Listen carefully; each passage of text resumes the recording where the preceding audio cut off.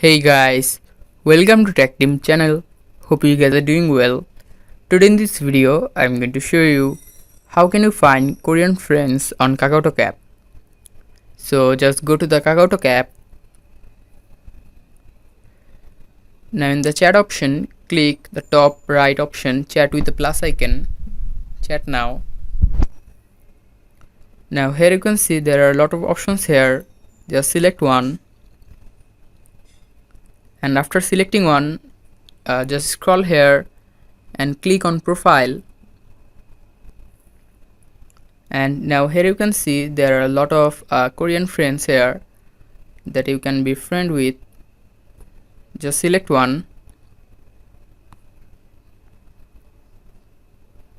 After selecting one, here you can see open chat option. By clicking it, you can chat with him or you can friends with him or her. So guys, that's how you can find Korean friends on Kakaotalk app. Hope you found this video helpful.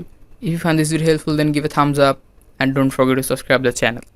Thank you very much for watching the video.